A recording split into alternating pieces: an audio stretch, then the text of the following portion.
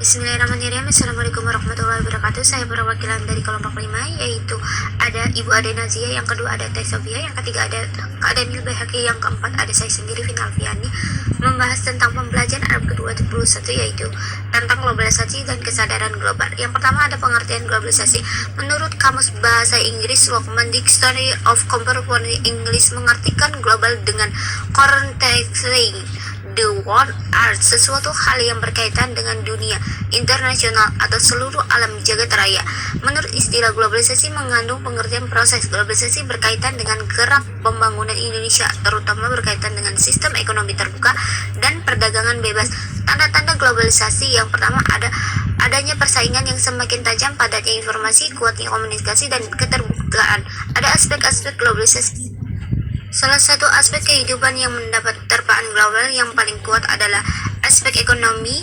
Menurut Dollar David 2007, menjelang tahun 1990 sampai 1990-an, dunia tergencang saat negara-negara berkembang Cina dan India yang sebelumnya menutup diri dari dunia justru membuka pintu ekonomi ke luar dunia. Ditunjukkan dengan aktivitas ekspor, globalisasi ekonomi ini terus meluas dan meningkatnya drastis kurun waktu 20-30 tahun terakhir, dan terus berkembang berkat kerjasama ekonomi di antara negara-negara sekawasan seperti masyarakat ekonomi Eropa (MI) yang menerapkan sistem pasar tunggal untuk Eropa, North America Free Trade Area, NAFTA di kawasan Amerika Utara, ASEAN Free Trade Area, AFTA di kawasan Asia Tenggara, dan Council Economy Reform yang merupakan kerjasama ekonomi antara Australia dan Selandia Baru dan yang lainnya. Lanjut ya, yaitu ada Hamijo Yomibar 1990-an menjelaskan ciri-ciri yang berkaitan dengan globalisasi ini seperti berikut, yaitu yang pertama ada globalisasi perlu didukung dengan kecepatan informasi, kecanggihan teknologi, transformasi, dan komunikasi yang diperkuat oleh tantangan organisasi dan manajemen yang tangguh. Yang kedua ada globalisasi yang melampaui batas tradisional geopolitik. Batas tersebut saat ini harus tunduk pada kekuatan teknologi, ekonomi, sosial, politik, dan sekaligus mempertemukan tantangan sebelumnya yang sulit dipertemukan. 3. Ada saling ketergantungan antara negara. 4. Pendidikan merupakan bagian dari globalisasi. Penyebaran dalam hal gagasan, pembaruan, dan inovasi dalam struktur, isi, metode pendidikan, dan pengajaran sudah lama terjadi yang menunjukkan globalisasi. Ini telah lama terjadi melalui literatur atau kontak antara pakar dan mahasiswa. Globalisasi adalah proses penduniaan ala aktivitas diperhitungkan untuk kepentingan dunia.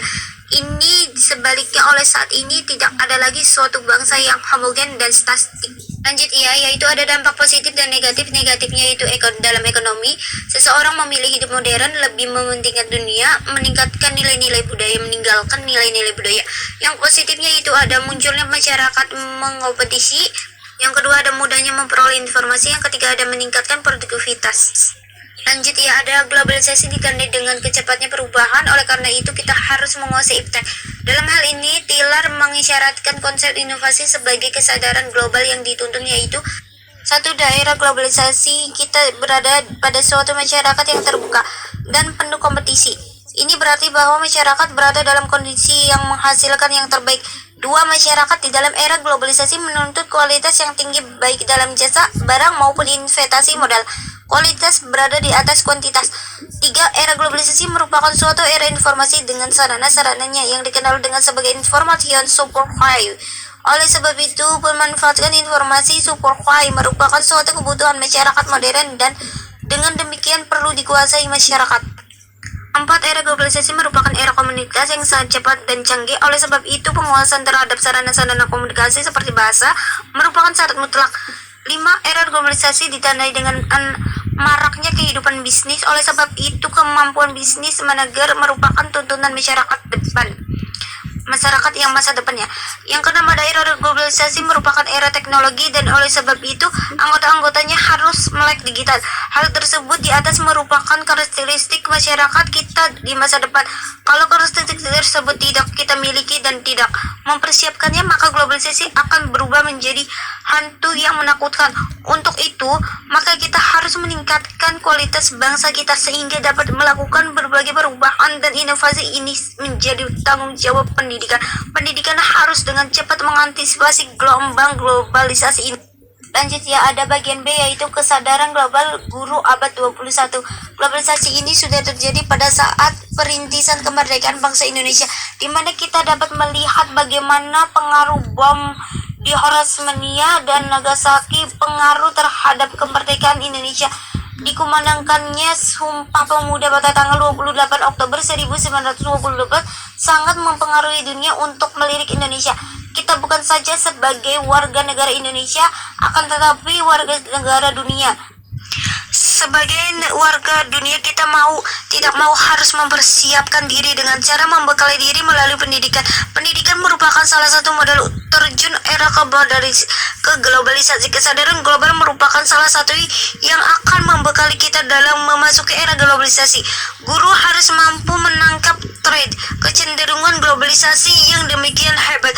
Kesadaran globalisasi membuat kita menjadi guru yang berupaya mempersiapkan diri sebagai guru global. Hotspace Garcia 1977 mengatakan bahwa pendidikan global yang berupaya mempersiapkan diri sebagai guru global Hotspace mengatasi adanya ketergantungan global dan keragaman budaya yang mencakup hubungan, kejadian, dan kekuatan yang tidak dapat diisikan ke dalam batasan-batasan negara dan budaya. Selanjutnya ada Hotspace 1997 menjelaskan bahwa pendidikan global memiliki 3 tujuan, yaitu 1. Pendidikan global memberikan pengalaman yang mengurangi rasa kedaerahan dan kesukaan. Tujuan ini dapat dicapai melalui mengajarkan bahasa yang menggunakan metode keragaman budaya. Yang kedua, ada pendidikan global memberikan pengalaman yang mempersiapkan siswa untuk mendekati diri dengan keragaman global. Kegunaan dari tujuan ini adalah untuk mendiskusikan tentang perbedaan budaya dan keutamaan etika, agama, dan budaya bangsa. Yang ketiga, ada pendidikan global mempersiapkan masa depan siswa dengan memberikan keterampilan analisis dan evaluasi yang luas. Ya, ada bagian C yaitu tentang keterampilan global abad 21. Guru harus memiliki keterampilan yang mencakup 1. Keterampilan berpikir kritis. Keterampilan ini merupakan keterampilan fundamental pada pembelajaran di abad ke-21. Keterampilan berpikir kritis mencakup kemampuan mengakses, menganalisis, mensintesis informasi yang dapat dibelajarkan, dilatihkan, dan dikuasai. Exder et al. 2011. Yang kedua, ada kemampuan menyelesaikan masalah. Keterampilan menyelesaikan masalah mencakup keterampilan lain seperti identitas dan kemampuan untuk mencari, memilih, mengevaluasi, mengorganisir, mempertimbangkan berbagai alternatif, dan menafsirkan informasi. 3. Ada komunikasi dan kolaborasi. Kemampuan komunikasi yang baik merupakan keterampilan yang sangat berharga di dunia kerja dan kehidupan sehari-hari. Yang keempat, ada kreativitas dan inovasi. Pencapaian kesuksesan profesional dan personal memerlukan keterampilan berinovasi dan semangat berkreasi.